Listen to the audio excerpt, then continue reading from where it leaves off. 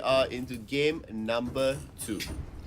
We're going to see here specifically that now on this time, IDNS will be on the blue side, and on the red side, it's going to be RRQ. What will they go for bans this time around? We'll have to see. They are taking a little bit of extra time here. Let's see what's going to happen.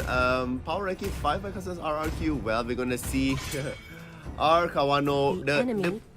The week has only just begun. We're going to see can the other teams adapt fast enough to it. Yes. Your team we're going to see Hellcat as well as Martis being removed. What is IDNS Thailand want to be picking up? Well, coming in here, we do see Hellcat and Martis removed, like you said. I do believe that Hayabusa is going to be banned out as well as Grok. If they don't ban out the Grok and the Hayabusa, expect to see it picked up on first rotation immediately. It's like that last piece of cake that you see on the table that's at the office pantry that's just there, you know. Anyone take it, you know. It's a hot piece of cake and everybody wants a slice. And not everyone's going to be able to get their cake in it. No, that's definitely I just want cake. However, we're going to see here, IDNS does not opt to ban out Kagura, does ban out specifically I Am Jago's Lancelot. We're going to see on the other side, Grok does get removed. So Hayabusa is open. Hayabusa definitely has to be picked out on this first rotation here for the side but of Framezy. So is Gushen, so is... Oh yeah, only Gushen is available over there. Do they want to counter pick and pick up Kagura instead? No, they are going to go for the Hayabusa. I mean, the Hayabusa is definitely a lot more impactful in terms of the macro and the micro as well. If you get a good Hayabusa, he'll be able to do lots and lots of damage and just be an overall annoyance. Fanny and Chow, in terms of picking up for the side of RRQ, I think that's a very safe pickup here coming in from them. It does show that they have the capability of just trying out different kind of compositions that I feel that they needed to use out. We did see yesterday that they didn't change out most of their composition, opting out to change only one hero in the entire composition yesterday. So today, a little bit more variety here coming in from the side of RRQ and IDNS. We're going to see IDNS once again going for Harley here. This means Gushen is open for Jago if he wants to be going for it. This is also one of the better picks in terms of stats. You're going to see Akai as well now being hovered upon. But RRQ might just say, it's okay, we will show you how to be picking up Aurora, but it's still going to be reflected back to that Kagura Bane as well here, being reflected across. And we're still going to see Akai 100% pick rate into day 2. I mean, Akai just goes without saying the amount of damage, it should be the amount of utility that he has with his skills, and also the fact that he has a shield on top. When he goes down below a certain health threshold, he will have a shield that I believe is very, very strong in a lot of these team fights, especially when you want to just execute the Akai and suddenly he's able to just soak up at least almost 1,000 damage coming in. So I do feel that this is going to be a good pickup here for the side of RRQ. Hover over Alpha just now. No, it's going to be Lapu Lapu as well as Hylos. What do you think about this two pickup? This is quite reminiscent of how IDNS used to play before. I would say maybe 5 patches ago or so. Like this sort of composition was very much favored. Very much when Hylos was out there. Also when Jawhead came in, that can easily be replaced by a few different other tanks. A few different other fighters. You can replace out Jawhead with Hilda, with Zilong, with a few other different things. So, IDNS seem to be going back to what they are familiar and comfortable with, and I do have to commend them for that. And we're looking at RRQ more specifically. They are very happy, very similar to the composition that they had before. For the side of IDNS, provided that they don't get caught off in a precarious situation. Indeed, it's going to be a tiny bit difficult for them to execute out, and they can be punished, as you had mentioned now. Here we are going to see most of the teams are posturing with each other. RRQ, we're going to see the flicker forward. We're going to see, damage onto Lemon here, as well as Lapu Lapu's blades will come through. Fanny going to come out here, does get petrified, and still will be able to be saved out there. IDNS Thailand, attempting to go in for the punish. However, it looks like Isawadi might be the first one to fall. The last bit of damage will come through. Mizmik is going to be there as well. Will they be able to get it? We're going to see Framezy does come in. I'm going to see that Bane still does get the first blood. RRQ scores that. Easy Y is going to be able to get the retribution kill up there. And it looks like that should be the bit that ends it all up.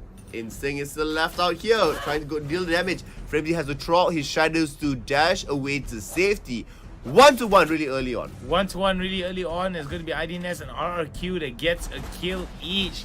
And we did see some early rotations being shown by the side of IDNS, whereby RRQ was at the end of it to take advantage of the situation. We might see a 3-for-2 here if members of RRQ decide to go for it.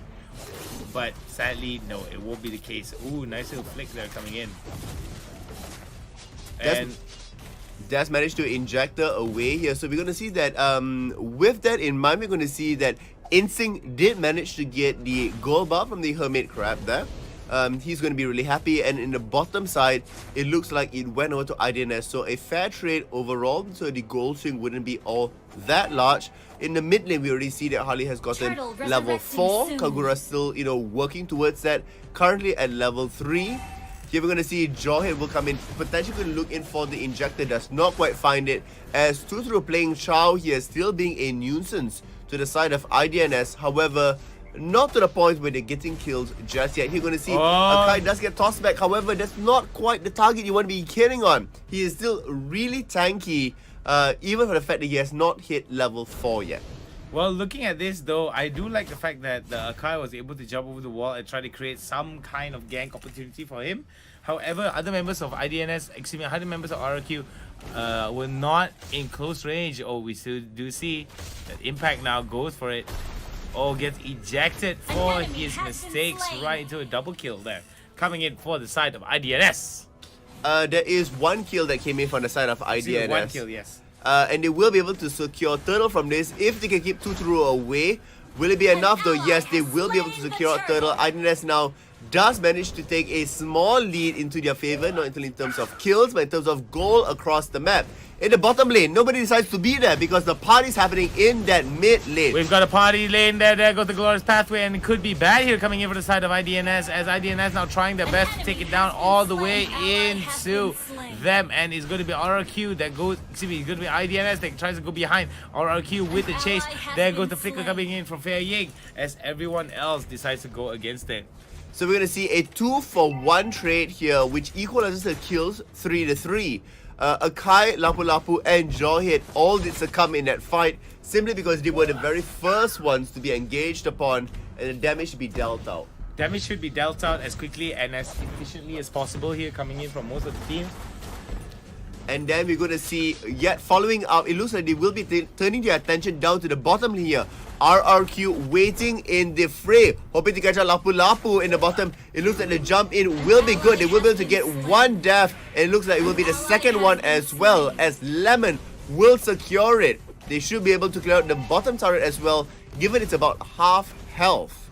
Well, given it's about half health, it's going to be more pressure over to the top side here, coming in from the side of RRQ, as IDNS pushes out all the advantages to make sure that there is no way out here, coming in from the side of IDNS. It is no way out indeed. However, it's only 4 minutes and 31 seconds into the game. There's still a chance for them to come back. You're going to see the flicker in and the kickback. Aizawadi will get caught out here. The cards will be good, going to multiple members. Liam diving in now, trying to end it all. However, it is I Am Jago that will be the one who will be able to bring it down. No, it is in fact Lapu Lapu that does punish Bane for its overextension. Liam now as well will be forced to move back. It's either Silent bites back and says, we will take the top turret, and right now we're going to go back to Turtle and be able to secure it as well. 5 minutes in, they're looking pretty strong.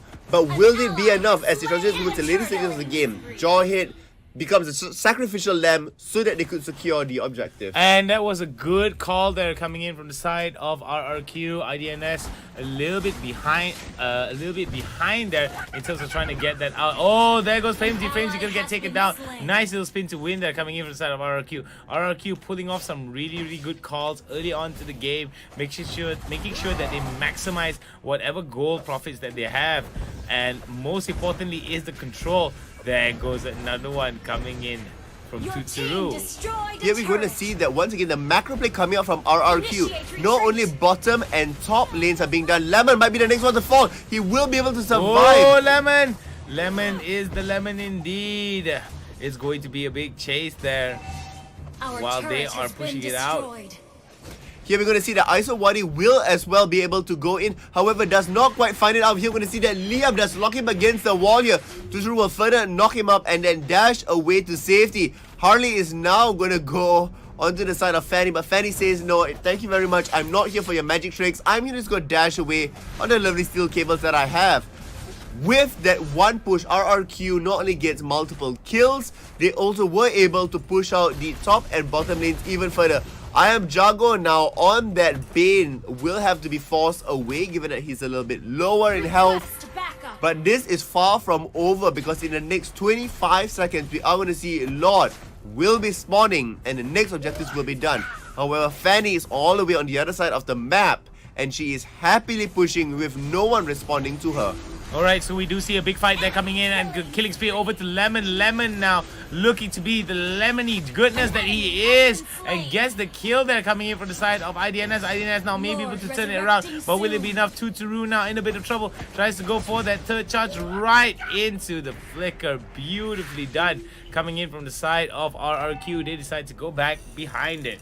That is right. 5-8 right now with a nice 2,000 goal lead. It's not all that far away given that it's 7 minutes into the game. Here we are going to see that Harley most specifically will be the one defending in the bottom side here. However, if InstincT is able to catch out any other member that's there, she will be able to push out the bottom turret. Here we're going to see a response. Four members now coming to the bottom side.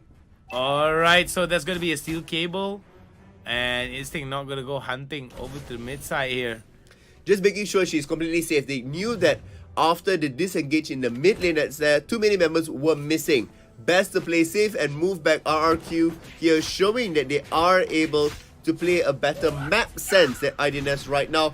Back in the top lane, we're going to see that Hayabusa does get removed as well. Lemon will get stunned up, however, with no damage to follow, they will not be able to bring him down.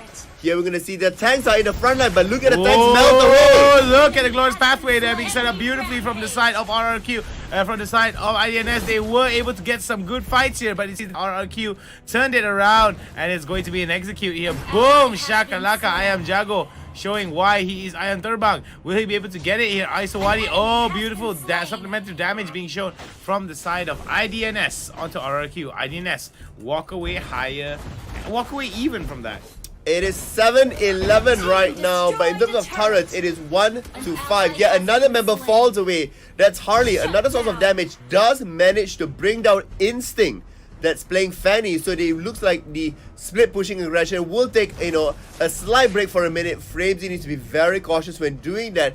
The amount of damage coming specifically for RRQ is pretty much off the charts here. Fanny is at level 12. Stopping her means that the split push will be that much weaker and also gives IDNS time to get back into the game. And it's time is what they need to be able to swing it back into their favor. Time is exactly what they need here. We do see some early rotations towards the top side here being set up by the side of RRQ. RRQ could actually go for it, but they've got to be careful that two members are hiding inside the brush and could spot them out easily. How easy it will be. Framezy will have to be backed away. We're going to see that Akai is there as well. The bait is unsuccessful as now Joy takes a stab at it moving forward. Hylos reveals himself as well. There goes the knockup there coming in onto the Hylos. They've got to be careful. It's all about the glorious pathway here. If they time it well, then they could catch a lot of members of RRQ. And as we see now, IDNS looking towards getting more and more rotations to the top side. Oh, going for that little bit of a slow there onto Fei Ying. Not much options here coming in from the side of IDNS. They are working towards getting that nice little advantage at the Lord pit there. So there's going to be a big fight there coming in, and it's going to be RRQ that gets the kill. Now there's going to be another one. Will there be another one? InstincT going Ultra Instinct. Could it be? Lemon is going super strong, and they will manage to take him down. Man, oh man, this might be the trouble that we've all been trying to avoid here coming into this game.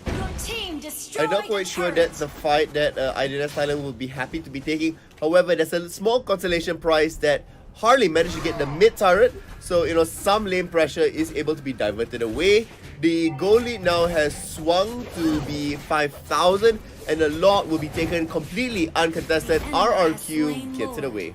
Well, that looks like some really, really good stuff being shown here in terms of how these fights are actually working in favor of RRQ. RRQ looking to be the most consistent team, mainly because of some of their shot calling, and I believe that their ability to take some of these fights with basically their eyes closed and it'll still be unfair for the enemy team. Not quite sure if it's completely unfair because it is all due to their good work that they've been doing in the early game. Fang here does get slowed down, does throw out the glorious pathway. He will be able to dash away to safety with that. However, that's one useful ultimate that has been brought down. Back in the top lane, we're going to see a shadow dash across. Will Framezy be able to, bring down Lord fast enough? It looks like it will not be. Lord will continue his march as the next turret does get taken. There goes an injector onto Liam. Liam now in a little bit of trouble here. Has to be careful on how he takes it. There goes Izzy. Izzy now in a bit of trouble. Godlike will be Lemon. And another one goes down. Will it be another one that goes down? This is exactly what they needed to do here coming in. That was really nicely done there by Lapu Lapu, making sure that Lemon is removed from the fight. Kagura does get removed, finding one death here, but Hayabusa still threading the needle, being able to find that one last push. However, can IDNS mount a defense strong enough not only to be defending the base, but turn that defense into a good offense? It is 10-17. Well, I mean 10-17. You want to say build up a good defense, build up a good offense. I mean that's practically doable here. But I believe that if you're not able to defend yourself with what you have. But before that though, it seems that RRQ now going for it. Liam jumps in. Could it be a bad spot for him to jump in though? He does go for a spin to win, and it's going to be us. It's going to be IDNS now going to his top side there, trying to stop this push that's happening from the side of the red team here. Another beautiful double kill coming in for the side of RRQ. IDNS now looking towards holding on to their base, but it's crumbling in their hands as though like sand running through your fingers. Beautiful stuff there being set up from the side of RRQ. RRQ now looking towards getting the pressure into the mid and top side here. This is going to be a very, very good move, and if they're able to catch one more, then it could be a problem here. Nice stuff being done from the side of RRQ, using the ultimate to dodge. However, the core is going to get taken down. RRQ 2 wins in the pocket. RRQ wins it away from the rest of the team and solidifies themselves still at top of the standings. My word, how will the rest of the teams really respond to this? RRQ, Hayabusa is a new addition to the team, really doing well. Not only were he able to play many assassins before this, but we are seeing that his Bane play as well, not too shabby. I mean, not as impressive, but definitely not too shabby. It's definitely not too shabby here as we look into all the stats here. What I think was the